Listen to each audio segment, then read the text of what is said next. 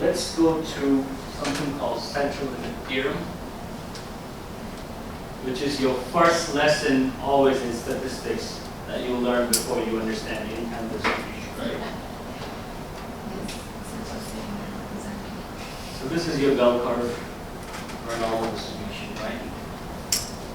You have t distribution, you have your normal distribution, you have your chi-square distribution, you have your f distribution. You don't have to worry about this because this is usually specific in history. But this is what you will learn a lot in your class. T distribution and distribution. So this is normal distribution. This is your mean, mean.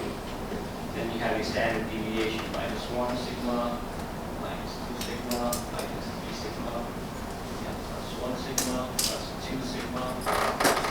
Right. Now, if you are taking observation that's below 30, right, less than 30, your population, you have to use T distribution. Then you use degrees of freedom, and you find out where it plots basically. If it's above 30, then you use normal distribution, which is this. That's basically the central limit theorem. As your population size grows, automatically your distribution looks normal. That's it. Within the first standard deviation, you have about 66% of your values. You go further out, it's about 95% of your observational here. With 3 degrees, 3 sigma, you'll have about 97% of your observations.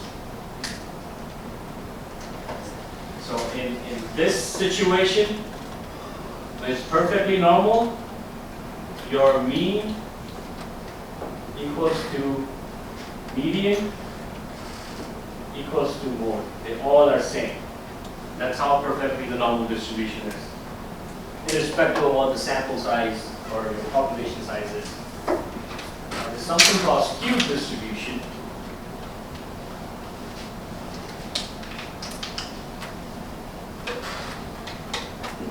Right? Where you have that. And then you have skewed. It's not perfectly normal. In this case, your mean, mode, and median will not be the same. Your mean will be first, and you have your median, and then you have your mode. In this case, it will be the opposite. You have your mode first, and you have your median, and then you have your mean. This is called left skew or negative skew. This is called right skew or positively skewed.